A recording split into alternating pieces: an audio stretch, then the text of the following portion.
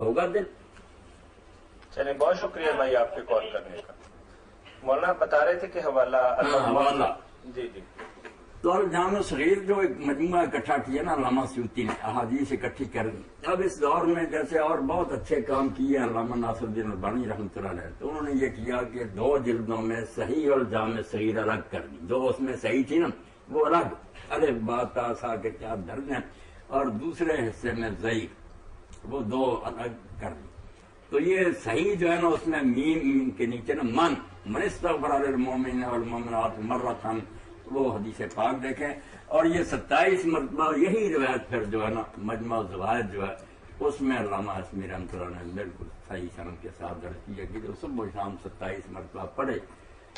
تو میں تو کوشش کرتا ہوں کہ ناگا نہ کروں, بالکل اللہ سے توفیق مانگتا ہوں کہ جو جا چکے ہیں اور آنے والے ہیں انہیں یاد کریں. شاید اللہ پاک ہم پر بھی رحم فرمائے. مولانا مدارس بولنا نہیں چاہیے. جی جزاکم اللہ خیر. مولانا مدارس دینیہ کے حوالے سے ایک سوال جو ہے ہمیں ایوب صابر صاحب نے کیا ہے. انہوں نے تو اپنے مدرسے کی صورتحال واضح کر دی, لیکن کئی جگہ پہ ایسا ہوتا ہے. وہ فرماتے ہیں کہ مولانا اسحاق صاحب السلام علیکم. وعلیکم السلام. وہ کہتے ہیں کہ میں نے مدرسہ بنایا ہے, نام اس کا ہے جامعہ رشیدیہ للبنات. اس میں طالبات پڑھتی ہیں. کبھی کوئی آتا ہے اور ہمیں آ کے کہتا ہے کہ ہمارے گھر پہ آئیں اور بچیوں کو لے کر وہاں پہنچیں اور قرآن کریم یا سورہ یاسین جو ہے وہ آپ پڑھیں. وہ بھائی یہ کہہ رہے ہیں کہ ہم ان بچیوں کو لے جا سکتے ہیں, اور پھر ایسا بھی ہوتا ہے کہ قرآن کریم پڑھنے کے بعد وہ لوگ ہمیں کھانا بھی کھلاتے ہیں. تو کیا ہمارا یہ عمل جو ہے شریعت کی روح سے جائز ہے یا ناجائز ہے؟ وضاحت فرما دیں. 2 باتیں جو ہے نا وہ اہل علم کو الگ الگ ذہن میں رکھیں. ایک تو ہوتا ہے مسنون یا غیر مسنون, کہ یہ کام سنت ہے, اس میں ثواب ہے یا نہیں, وہ الگ بات ہے. وہ تو دیکھنا پڑتا ہے کہ حضور نے کیا یا آپ نے اس کا کہا. وہ اگر ثواب وغیرہ کی نیت نہیں, یہ ورد وظائف کی قسم کی چیزیں برکت کے لیے جیسے عملیات ہیں, اس کے لیے یہ نہیں دیکھنے کی ضرورت کہ حضور نے فرمایا کہ نہیں. اس میں جو خلط ملط کر دیتے ہیں وہ قدم قدم پر ٹکراتے ہیں کہ یہ یار نواب صدیق الحسن نے کیسے اعمال لکھے ہیں, شاہ ولی اللہ نے کیسے لکھے ہیں, یہ حدیث نے کہا. بھئی انہوں نے ثواب کے لیے نہیں لکھے کہ یہ کرو گے تو اتنا ثواب ملے گا. وہ ہوتا تو ہم حدیث مانتے. یہ تو عملیات ہیں, جیسے آپ خمیرے کھاتے ہیں, یہ مربے کھاتے ہیں, یہ جیسے دوائیاں ہیں اسی طرح یہ ادویات ہیں, روحانی دعائیں ہیں. اس کے لیے آپ کے لیے یہی دلیل کافی ہے کہ رسول کریم علیہ السلام نے جب رقیہ کو منع فرمایا کہ جھاڑ پھونک نہ کرو, تو لوگوں نے کہا کہ حضور ہم آپ سے پہلے ایسے دم کرتے تھے, کسی کو سانپ کاٹ جاتا یا بچھو ڈانگ جاتا تو اس سے شفا ہوتی. تو حضور نے فرمایا سناؤ. اب نہ وہ قرآن سے لیے تھے نہ حدیث سے, آپ نے سنے اور بعد میں فرمایا لا باس بالرقیٰ ما لم یکن فیہ شرک. جن جھاڑ پھونکوں میں شرک نہیں ہے ٹھیک ہے, کرو, خلق خدا کو نفع پہنچاؤ. اب اس سے اجازت مل گئی کہ جس چیز کے بارے میں بھی کسی بزرگ نے تجربہ کیا کہ یہ چیز اتنی بار پڑھی جائے تو اس سے یہ فائدہ ہوتا, تو اس میں شرک کی اگر بات نہیں تو بالکل ہم اس کو اپنا سکتے ہیں. مگر وہ ثواب عذاب کی چیز نہیں. لوگ کہتے ہیں ہمارے گھر میں آپ پڑھ دیں, برکت ہوگی, جا کر پڑھ دیں, کوئی بات نہیں. بچیاں بھی لے جائیں اور وہ کھانا بھی کھلائیں, تو ایسا کوئی نہیں. اس حدیث پاک کو کرنا چاہیے یاد, بلکہ ہمیں کہنا چاہیے کہ سارے ہمارے جو نا حدیث اور دوسرے یہ بھی کھیرے وغیرہ پکا کر جمعہ کے دن دیں. کیونکہ صحیح بخاری میں کہ وہ ایک مائی تھی جو چکندر اپنی زمین میں بوتی تھی, پھر اس کی جڑیں وغیرہ ڈالتی اور اس میں چاول ڈالتی تو میٹھی کھیر پکاتی. تو صحابہ کرام رضوان اللہ علیہ مجمعین فرماتے ہیں ہم جمعہ کے دن کے منتظر رہتے کہ اول وقت کی حضور جمعہ پڑھا دیتے تھے, دن ڈالتے, پھر ہم اس اماں کے پاس جاتے, وہ ہمیں وہ کھیر کھلاتی. تو اس لیے اگر کوئی ایسا کھانا کھلاتا ہے ادب سے کہ چلو یہ دیندار لوگ ہیں تو کیوں برا منانا ہے. شاباش, اس کی نیت بھی اچھی ہے, کھائیں آپ, مگر یہی نیت پڑھنے والوں کی نہیں پہلے ہونی چاہیے کمینی. اگر کوئی کھلاتا ہے تو بسم اللہ, بہت اچھا. تو یہ عملیات میں حافظ صاحب آتا ہے, یہ چیزیں درست ہیں. ورنہ یہ ذکر اذکار جو ہم بتاتے ہیں کتنی بار یہ پڑھو یہ حدیثوں میں نہیں آتا. مگر جب آپ نے اجازت دے دی ان امروں کی جو جاہلیت کے زمانہ میں سے فرمایا اگر شرک نہیں تو کرو, خلق خدا کو نفع پہنچاؤ. جزاکم اللہ خیر. جی مولانا عورت کے زیور کے حوالے سے ائمہ امت کے اندر کچھ اختلاف ہے, اور بعض کہتے ہیں.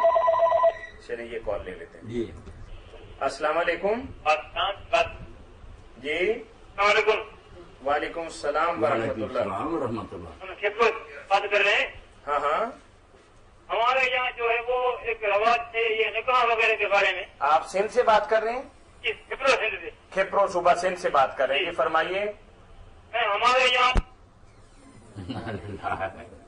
جی جی جی سوال کرو. یہ کال لے السلام علیکم. وعلیکم السلام ورحمۃ اللہ وبرکاتہ. شیخ صاحب کیا حال ہے؟ الحمدللہ. الحمدللہ.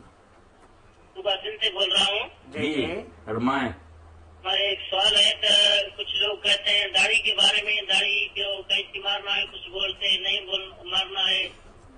کیا مارنا ہے؟ کینچی. اچھا کرنا ہے، کینچی. چھوٹا کرنا ہے. کچھ کہتے ہیں مت کرنا حرام ہے بالکل، کچھ کہتے ہیں نہیں صحیح ہے. ہم تو مونج رہے ہیں. جی ٹھیک ہے. ہاں بالکل میرے بھائی، کسی معاملہ میں بھی افراد تفریح سے کام نہیں لینا چاہیے. داڑھی مڈانا تو ہے حرام، بہت جرم ہے، یہ نہیں ہونی چاہیے. باقی جو ہے نا کٹانا، یہ اس کو جو کہتے ہیں نا یہ منڈی کے برابر ہے، یہ تشدد ہے، یہ نہیں ٹھیک ہے. اچھا کوئی عالم یہ نہیں کہتا، وہ سب مانتے ہیں کاٹنا جائز ہے. باقی بہتر سمجھتے ہیں، کچھ لوگ کہتے ہیں کہ بہتر یہ ہے کہ اس کو اپنے حال پر چھوڑے. جواز کے قائل ہے کہ کٹائے اگر کوئی آدمی اور سرے سے ختم نہ کر دے تو اس کے جائز ہونے میں تو شبہ نہیں کیا. بڑے بڑے اہل حدیث عالم ہمارے جو تھے، استاد اور اساتذہ تھے، حافظ گونڈوی رحمۃ اللہ علیہ اور حافظ روپڑی رحمۃ اللہ، وہ کہتے ہیں یار کس بنیاد پر تم کہتے ہو کہ کاٹنی نہ جائز. جس نے حدیث سنائی ہے کہ داڑھی بڑھاؤ وہی تو کاٹ رہا. اور اب یہ کہنا کہ آج بھی میں نے پڑھا رسالہ صاحب میں کتنی بےہودگی ہے کہ کہہ رہے نہیں یہ حلال و حرام کے حاصل، کہ یہ جو کرزاوی نے کہا یہ بہت غلط کہا. صحابہ کیا ہوتے ہیں؟ کیسی بکواس ہے. صحابہ کو ایسے نہیں ہوتا. دین کہاں سے لیا آپ نے؟ آپ عربیوں سے زیادہ جانتے ہیں. اگر اس کو نہ علم ہوتا ہے سر اس کا پھر بھی بہانا ہوتا ہے، نوب نہیں پہنچی، وہی سنا رہا ہے وہی کاٹ رہا. اسی لیے بدائر الفوائد میں لکھتے ہیں ابن قیم کی پوچھا امام احمد سے، انہوں نے فرمایا کاٹے. تو کہا کیوں؟ آف اللحا. انہوں نے کہا جس نے آف اللحا روایت کیا اس نے کاٹی. اب یا ہم اس کو فاسق سمجھیں کہ وہ بے ایمان ہے، حضور کا حکم سن کر خلاف کر، تو اس کی حدیث کا کیا اعتبار ہے؟ حدیث ہی گئی. اور اگر وہ عربی آپ سے زیادہ جانتا تو آپ آرام کریں. صرف اتنا ہی مطلب ہے کہ سرے سے منہ نہ دے. یہ اب درایا میں ابن حجر نے فرمایا تطبیق کی کہ آف اللحا کا معنی یہ ہوگا کہ سرے سے استحصال جانا، جڑیں ختم کریں، یہ چھوڑ دو. اب یہ فا ہو گیا کہ بڑھ گئی. اب کتنی بڑی یہ اپنی پسند ہے، کوئی چاہتا بڑھتی جائے بسم اللہ.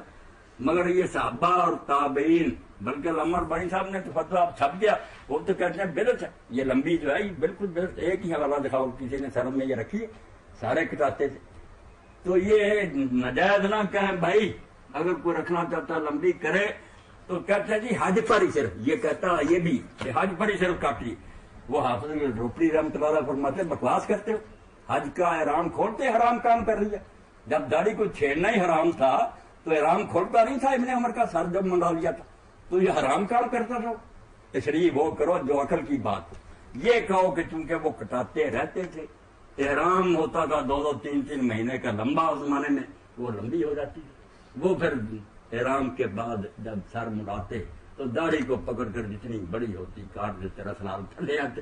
ورنہ احرام کھلنے سے رکا ہوا تھا کہ حرام کام شروع کر دیا. یہ فتاویٰ میں ان کا روپڑی رحمۃ اللہ علیہ کے پڑھے، جواز میں کوئی شک نہیں، بالکل نہیں. اور یہ فتاویٰ ثنائیہ میں امام عبدالجبار غزنوی کہتے ہیں کہ بالکل ہندوستان میں تو واجب ہے کٹانا، سکھوں کا طریقہ لمبی لمبی داڑیاں. تو علماء کو چاہیے کوئی خیال کیا کرے، یہ حکم دے دینا کہ منڈی کے برابر ایسا نہیں چاہیے. کوئی لمبی رستہ بسم اللہ.